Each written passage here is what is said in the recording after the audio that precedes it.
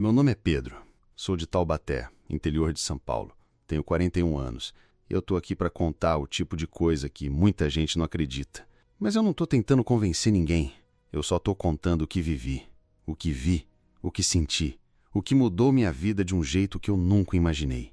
E se Nossa Senhora Aparecida me deu essa segunda chance, então eu vou usar ela para falar a verdade. Antes de tudo acontecer, eu era um homem duro. Não duro de trabalhar, isso eu sempre fiz, mas duro de alma, de coração, de cabeça. Eu era o tipo que ria de quem tinha fé, que chamava quem acreditava em santo de otário, e falava isso alto, sem medo, com aquele orgulho feio que vem quando a gente acha que entende tudo da vida. Fui criado na base da porrada. Pai alcoólatra, mãe sofrida. A única coisa que tinha de fé naquela casa era um quadro torto de Nossa Senhora Aparecida na parede da cozinha. Minha mãe falava que era para proteger o lar, mas aquele lar nunca teve proteção nenhuma. Era grito, tapa, porta batendo, e eu cresci achando que fé era coisa de fraco. Aos 17 anos saí de casa. Fui trabalhar com construção, depois fui para o ramo de manutenção elétrica e industrial. Ganhava bem, era respeitado, mas por dentro eu era só raiva. Raiva de tudo. Raiva da vida. Raiva de Deus. E principalmente, raiva dela. Sim, daquela mesma imagem que ficava na parede da minha infância. Aquela mulher de manto azul que minha mãe rezava chorando quando meu pai batia nela. Eu olhava aquilo e pensava, se essa santa serve para alguma coisa, por que minha mãe apanha tanto? Levei essa raiva comigo. Cresci com ela. Fiz dela minha armadura. E aí, alguns meses antes do acidente, aconteceu o que até hoje me queima de vergonha só de lembrar. Estava trabalhando numa fábrica, fazendo manutenção num galpão novo. A empresa era de um católico fervoroso. Em cada canto tinha uma imagem. Tinha São José na entrada, uma cruz grande na parede e, no escritório de manutenção, uma pequena imagem de Nossa Senhora Aparecida em cima de um armário de ferramentas. Naquele dia, o pessoal estava indo embora e eu fiquei sozinho terminando o serviço. Entrei na sala, vi a imagem ali e algo dentro de mim se revoltou. Foi como se toda aquela raiva acumulada de anos, da infância, da minha mãe ajoelhada, do silêncio de Deus, viesse à tona. Cheguei perto da imagem e falei em voz alta, como se tivesse alguém me ouvindo. Olha só, ainda tá aí, né? Bonitinha, só olhando. Mas quando minha mãe apanhava, tu sumia. Quando eu dormia chorando, tu sumia. Cadê teu poder, hein? Peguei a imagem na mão, pequena, leve. Fiquei olhando para ela, com um ódio. E falei, se tu é tão poderosa, me impede agora. E eu joguei. Com força, ela bateu na parede, caiu no chão e quebrou o manto. Na hora, o silêncio me deu um soco. O som da peça quebrando ecoou na sala vazia. Senti o ar pesar, o coração deu um pulo no peito. Mas fingi que não era nada. Fingi que eu estava no controle. Saí da sala como se nada tivesse acontecido. Fui para a área externa da fábrica, onde precisava checar uma pane elétrica num dos postes. E aí veio fogo. Não foi imediato. Começou com um estalo, um fio descascado, uma faísca e depois a explosão. Não lembro de muito. Só lembro do clarão, do barulho abafado e da dor. Meu corpo inteiro queimando, a pele grudando na roupa, a respiração falhando, o desespero, o cheiro. E antes de apagar, a última coisa que me veio à cabeça foi a imagem quebrada no chão. Me impede agora, eu tinha dito. E ela impediu sim, mas não do jeito que eu pensava. A lembrança daquele dia não vem toda de uma vez. Ela chega em pedaços, sons, clarões, cheiros, fragmentos confusos, mas tem uma coisa que ficou marcada, gravada no fundo da alma, o calor. Um calor que não era humano, um calor que vinha com fúria, como se o próprio inferno tivesse aberto a porta e me puxado. Tinha dado 10 minutos depois que eu saí da sala, onde quebrei a imagem de Nossa Senhora. A raiva ainda estava no meu peito, o orgulho também. Eu achava que tinha vencido mais uma superstição besta. E para mim aquele gesto era nada, só mais uma provocação ao céu. Fui para a área dos fundos, onde ficava o transformador de energia. O sistema estava instável fazia semanas, e o patrão tinha pedido para eu revisar a conexão dos cabos de alimentação de uma máquina nova. A fábrica estava vazia, só eu ali. Comecei a mexer no painel. Lembro de ter sentido um cheiro estranho no ar, como o fio esquentando, borracha derretida. A luz do poste do pátio piscou. Um estalo alto me fez virar o rosto. E então, o clarão. A explosão foi seca, abafada. O barulho veio como uma onda, depois sumiu. Só ficou um zumbido no meu ouvido. A luz me cegou por um segundo e depois veio o que ninguém aguenta lembrar. O calor me engolindo por inteiro. O mundo virou fumaça, labareda, sombra tremendo. Tentei correr, mas o chão sumiu debaixo dos meus pés. As mãos não obedeciam. A pele parecia colar na roupa. O ar virou veneno. Os olhos ardiam. A garganta fechou. Era como se eu estivesse sendo apagado. E antes de desmaiar, antes da mente desligar, vi o chão. E nele espalhado, um pedaço azul. Era o manto da imagem que eu quebrei. Depois disso, o escuro. Um escuro que durou dias. Acordei com um peso no peito. Tudo doía, mas não dava para saber onde.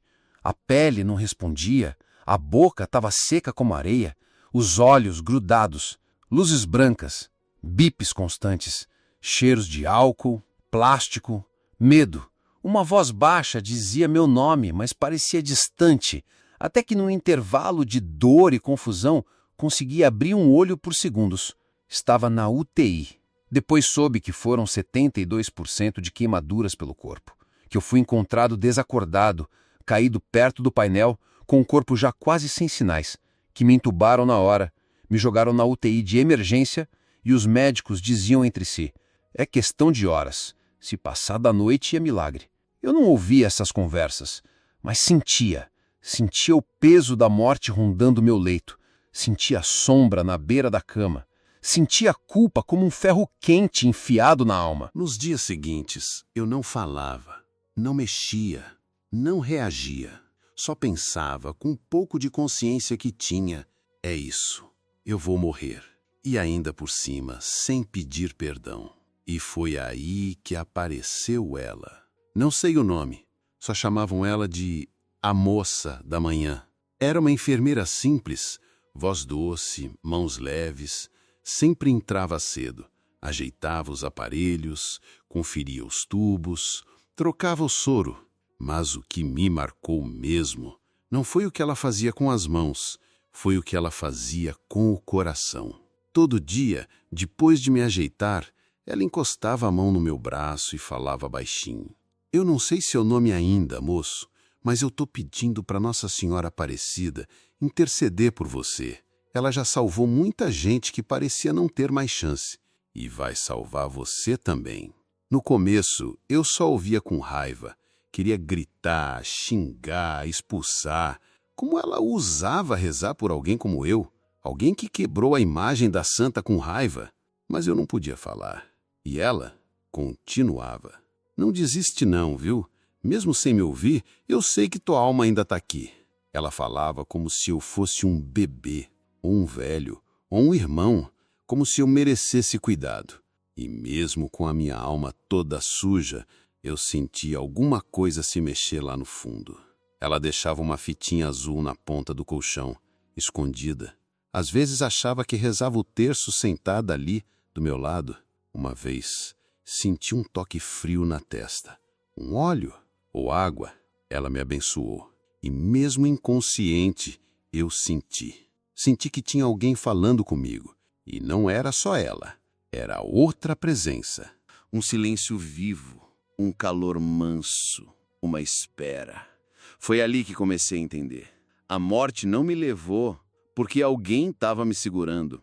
E aquela mão era a dela. Se você chegou até aqui, deixe seu amém nos comentários, se inscreva no canal e deixe seu like.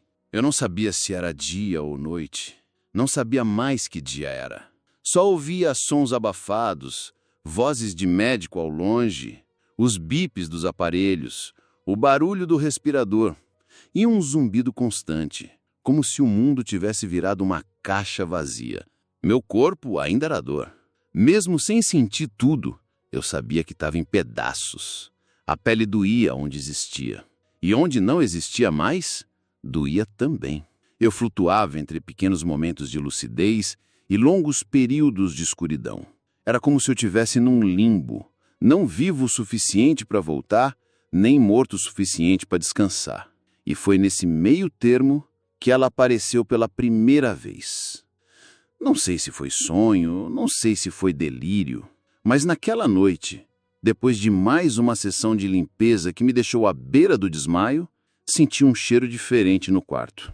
Não era cheiro de remédio, nem de sangue, nem de álcool. Era um cheiro doce e antigo. Cheiro de casa limpa, de vela acesa, de roupa passada a ferro. Um cheiro que me lembrou minha mãe. Abri os olhos com dificuldade. A luz estava baixa e na porta do quarto vi uma sombra. Não era sombra de medo. Era uma silhueta parada, serena, com um manto escuro, um brilho leve ao redor. Não tinha rosto visível, mas eu sabia. Era ela. Fiquei esperando que ela dissesse alguma coisa, uma bronca, uma cobrança, qualquer palavra. Afinal, eu a tinha ofendido. Eu tinha quebrado a imagem dela com ódio. Tinha cuspido no sagrado. Mas ela não falou nada. Só ficou ali, parada, me olhando com uma presença que dizia tudo sem dizer nada. Foi o silêncio mais pesado e mais cheio de sentido que eu já experimentei. Chorei. Por dentro. Porque por fora eu não podia. O rosto ainda estava machucado demais para expressar, mas minhas lágrimas caíam por dentro e ardiam na alma. Na manhã seguinte, a enfermeira apareceu como sempre. "Bom dia, guerreiro. Dormiu bem?" Quis dizer. Eu vi ela. Quis perguntar. Ela estava aqui. Não estava. Mas a voz ainda não saía. Ela sorriu, como se soubesse. "Hoje você está com outro semblante. Mais calmo, mais entregue." Fez o sinal da cruz como fazia todos os dias. Ajeitou a fitinha azul presa na minha maca e antes de sair, me disse: "Hoje é dia 12. Dela." Naquele instante o peito apertou. Eu não lembrava nem do mês, mas o corpo reconheceu a data. 12 de outubro, dia de Nossa Senhora Aparecida. E justo naquela noite foi quando ela apareceu. Não era coincidência. Não podia ser. Passei o dia em silêncio, mas por dentro era como se tivesse alguém limpando minha alma com um pano molhado. Comecei a lembrar das coisas que eu falei, da imagem quebrada, do desafio, da frase cruel que eu disse: "Se tu é poderosa, me impede agora." E ela impediu sim, mas não do jeito que eu queria. Impediu de eu morrer como um miserável, como um amaldiçoado. Me impediu de ir para o inferno, com a alma cheia de veneno. Ela me deixou viver, me deixou acordar, me deixou lembrar, para pedir perdão. Naquela noite, tive outro sonho. No sonho, eu estava caído num campo seco, queimado, sozinho. O céu estava escuro, o chão rachado. Eu rastejava, implorando por água, e lá longe vinha alguém andando, devagar, vestido de azul, mãos abertas. Não era sonho comum. Era como se fosse um filme dentro da alma. A figura se aproximou. Eu não vi o rosto, mas sentia o amor. Sentia que ela estava ali, não para julgar, mas para acolher. E então, no meio da visão, a enfermeira apareceu. Ela pegou minha mão e me entregou para a figura do manto azul, como quem entrega uma criança nos braços da mãe. E disse: "Agora é contigo, mãe. Faz ele viver." Acordei com os olhos molhados. Não sabia se era suor, lágrima ou febre, mas sabia que tinha acordado diferente. Na troca de plantão, quando ela voltou, mexi a mão, só um pouco, mas ela viu. "Olha só, ele mexeu! Você viu, Maria?" Maria era o nome dela. Claro que era. Era como se tudo tivesse sido costurado nos bastidores, como se cada detalhe, da explosão ao leito, da dor à presença dela, tivesse sido permitido para que o milagre acontecesse por inteiro. A primeira vez que mexi o braço, a enfermeira Maria chorou. Não foi choro escandaloso, nem barulhento. Foi um soluço baixinho, escondido no avental. Ela segurou minha mão com cuidado, como se estivesse pegando um vaso rachado. E sussurrou: "Obrigada, mãe." Era só isso. Naquele momento, eu entendi que ela não estava cuidando só de mim. Ela estava rezando por mim. todos os dias, em silêncio, sem saber quem eu era, sem conhecer o que eu fiz.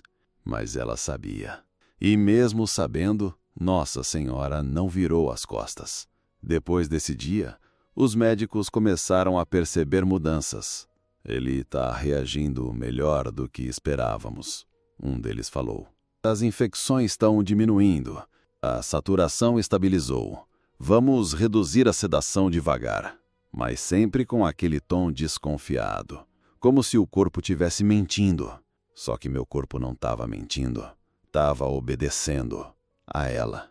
Aos poucos, comecei a voltar para a vida. Primeiro vieram os sons com mais clareza, depois os cheiros, depois o tempo. Aprendi de novo a abrir os olhos, a mexer os dedos, a respirar sem ajuda, a sentir a lágrima escorrer no canto do olho sem dor.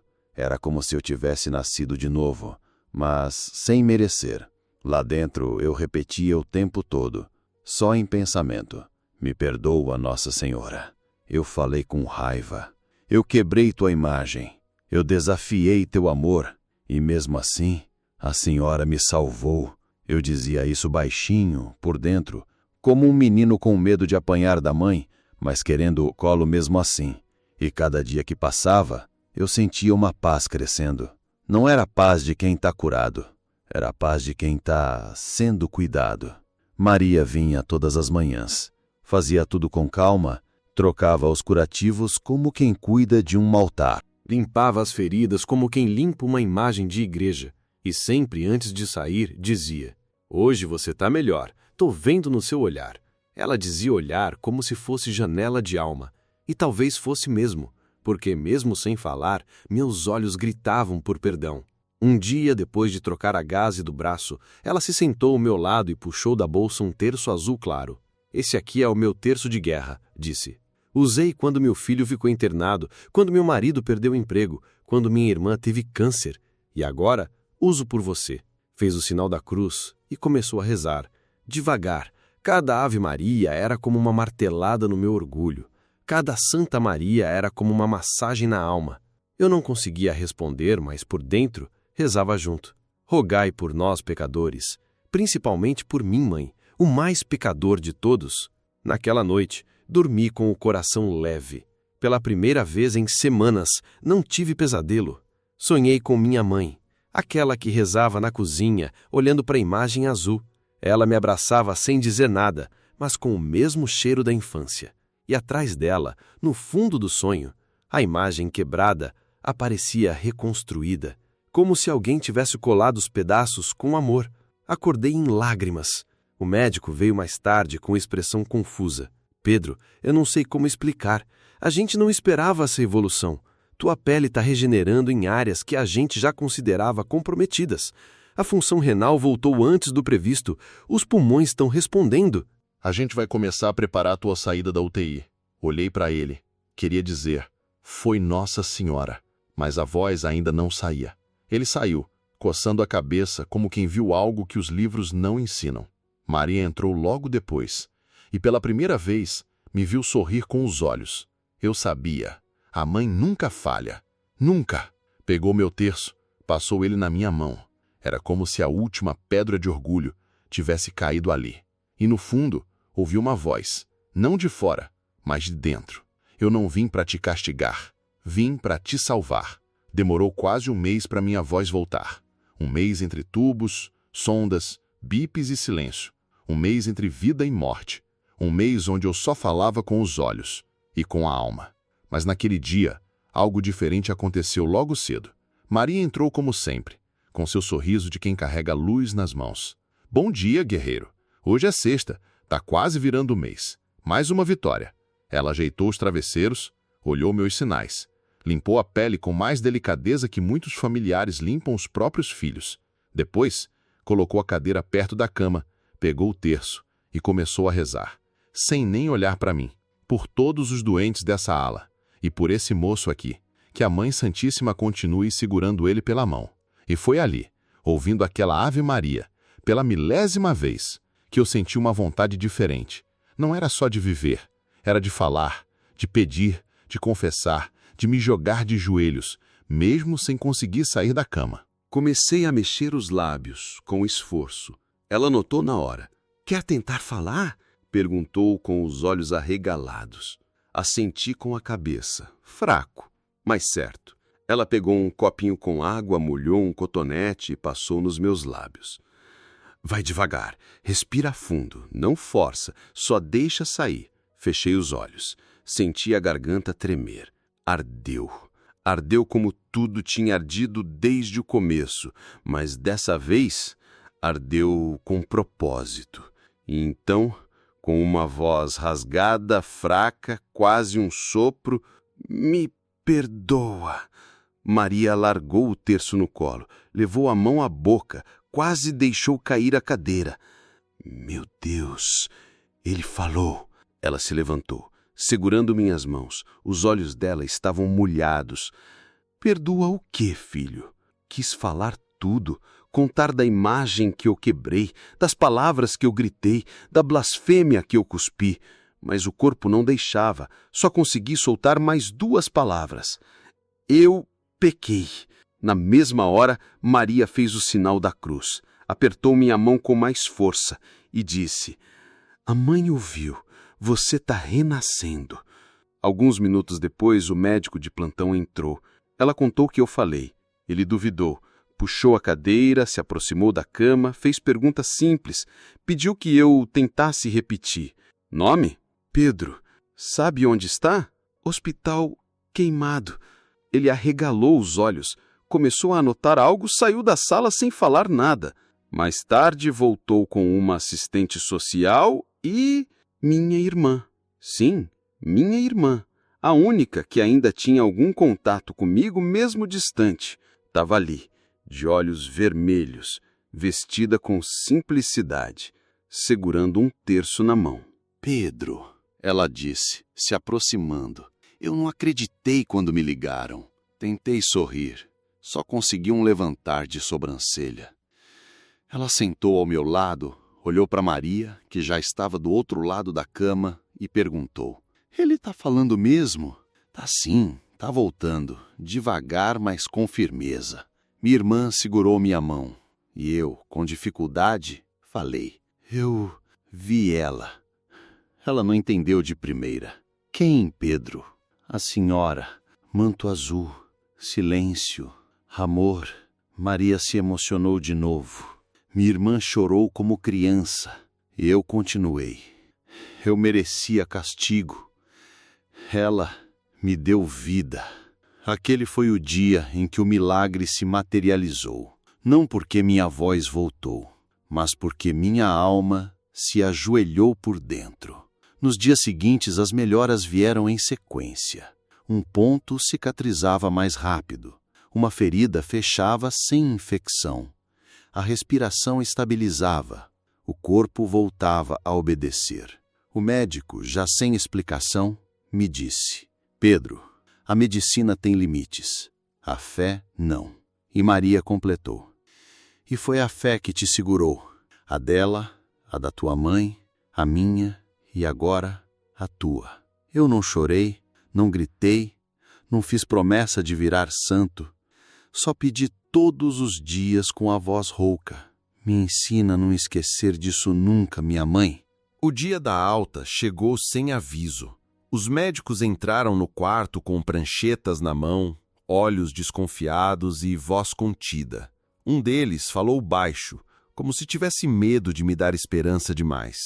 Pedro, seus exames estão bons, mais do que bons. A recuperação está rápida, limpa. Não sabemos explicar tudo, mas você pode ir para casa. Fiquei em silêncio por uns segundos, não de choque, de gratidão. O hospital já não era meu lugar.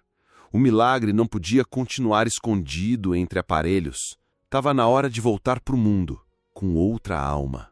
Maria apareceu minutos depois, a enfermeira que tinha rezado por mim desde o primeiro dia. Quando contei da alta, ela sorriu largo, mas com os olhos marejados.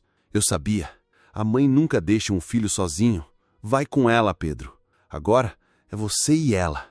Nos abraçamos como dava, sem força, com cuidado. Ela fez o sinal da cruz na minha testa, me deu um pequeno terço azul e disse: Esse aqui é seu agora. Não solta mais. Saí do hospital de cadeira de rodas, com a pele ainda frágil, curativos no rosto e nos braços, e o corpo bem mais magro, mas a alma, essa saía carregando um céu inteiro dentro. Minha irmã me levou para a casa dela, porque meu apartamento estava fechado havia meses. O caminho até lá foi estranho. As pessoas olhavam, algumas desviavam, outras ficavam tentando não encarar. Eu entendi. Eu sabia que o que tinha no meu rosto não era fácil de ver. Mas eu não ligava mais, porque o que me salvou não foi o que os olhos veem, foi o que o coração escuta. No segundo dia em casa, pedi uma coisa simples para minha irmã.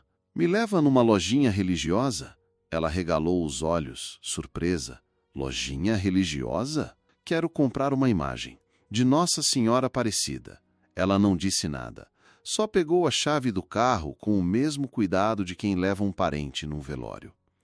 Entramos numa loja pequena no centro da cidade. Cheiro de vela, incenso, madeira polida, prateleiras com santos, quadros, terços, mas meus olhos foram direto nela. A imagem era simples, pequena, manto azul escuro, rosto sereno, mãos postas. Era como aquela que minha mãe tinha na cozinha. Peguei com cuidado, as mãos tremiam. Não era medo, era respeito. Pela primeira vez, eu segurava aquela imagem não como um objeto, mas como um símbolo de amor. Paguei com o dinheiro que ainda tinha guardado. Recusei a embalagem. Levei nos braços, como quem leva um bebê. Em casa, arrumei um cantinho no meu quarto. Um banquinho de madeira, uma toalhinha branca, um copo d'água, uma vela. E ela no centro. Ajoelhei. O joelho ainda doía, o corpo reclamava, mas eu não queria conforto. Queria humildade. Queria estar pequeno diante dela. Queria ser como criança outra vez. Acendi a vela. O fogo tremulava, tímido, mas vivo, como minha fé, como minha voz. Fiquei em silêncio por um tempo, só olhando para ela. E então falei em voz baixa, mas firme. Mãe, eu tô aqui. Foi tudo o que consegui dizer, mas foi tudo o que precisava ser dito. Naquele instante, o quarto ficou leve. Não teve luz, não teve perfume, não teve milagre de filme, mas teve presença. Ela estava ali, de novo, em silêncio, mas inteira, como quem volta para ver se o filho aprendeu. E sim, eu aprendi. Obrigado, Nossa Senhora. Eu não sou digno, mas estou vivo, estou aqui e vou honrar essa segunda chance. Fiquei ali mais um tempo, só olhando, só sentindo o calor da vela, o cheiro da madeira e o consolo no peito. Depois de tudo que fiz, depois da blasfêmia, depois da explosão, da dor, da vergonha, do hospital, ela ainda me olhava com amor. E foi naquele altar improvisado, no quarto simples, que eu entendi. Não foi no hospital que o milagre aconteceu. Foi na alma. Voltar para casa foi só o começo. A verdadeira cura aconteceu depois, quando a vida voltou ao ritmo comum, quando ninguém mais vinha me visitar todo dia, quando o telefone parou de tocar, quando os médicos disseram, você está livre, e o silêncio tomou conta do quarto de novo. Eu sabia que não podia deixar aquilo tudo virar só uma lembrança bonita. O que eu vivi não foi só um milagre, foi um chamado. Mas eu era ignorante das coisas da fé. Nunca tinha lido um evangelho, nunca tinha participado de uma missa. Tinha desprezado tudo isso a vida inteira. Até que num domingo, minha irmã me convidou para ir com ela numa igreja simples de bairro. A princípio, fui só por gratidão, mas ao entrar e ver aquela imagem de Nossa Senhora Aparecida no altar, meus olhos se encheram d'água sem que eu conseguisse controlar. Sentei no último banco. Ouvi tudo calado. E no final, procurei o padre. Padre, eu não sei por onde eu começo, mas eu quero pertencer a isso. Quero ser batizado. Ele sorriu como quem vê uma graça desabrochar. Pedro, você já começou. O resto é só caminhar. E assim, depois de meses de preparação em catequese, fui batizado aos 42 anos, com lágrimas nos olhos e o coração leve como nunca esteve.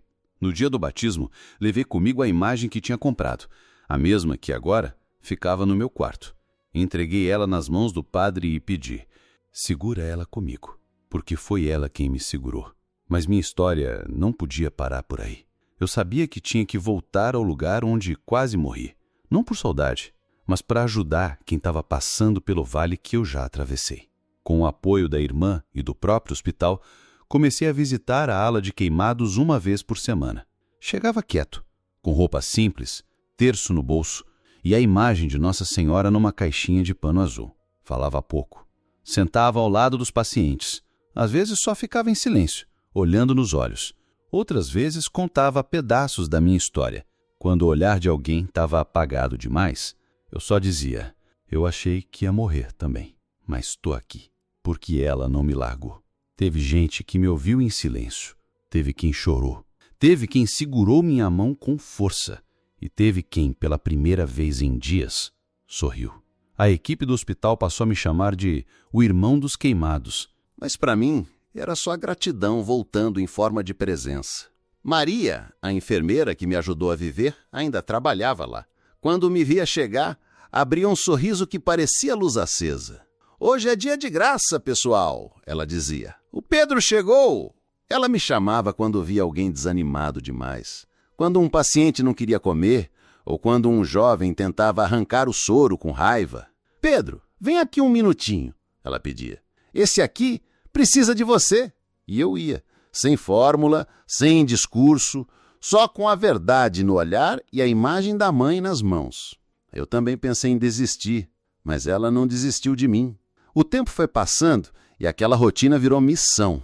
Um dia, um menino de 16 anos, que tinha sofrido queimaduras no acidente com álcool, me olhou e perguntou: mas por que a santa ajudaria alguém como eu? Segurei a mão dele com cuidado e respondi: porque foi alguém como eu que ela salvou primeiro. Ele sorriu e chorou. E eu soube ali que nada disso tinha sido em vão. Não foram só os curativos, nem a voz que voltou, nem a alta médica. Foi o milagre da reconstrução da alma. Hoje, ainda tenho cicatrizes. Elas não somem, nem quero que sumam, porque são lembrança viva do fogo que me destruiu por fora e reacendeu por dentro. Meu altar em casa segue aceso. A imagem de Nossa Senhora Aparecida tem flores novas toda semana. Toda noite, acendo a vela, faço o terço e agradeço. Obrigado, mãe, porque se não fosse a senhora, eu nem estaria aqui para agradecer. E no hospital, cada olhar que se levanta, cada lágrima que vira sorriso, cada alma que escolhe continuar, é mais um milagre que começa. Não por mim, mas por ela. Se esse relato tocou seu coração, deixe seu amém nos comentários, se inscreva no canal e compartilhe essa história. Porque quando Nossa Senhora Aparecida entra, ela transforma tudo.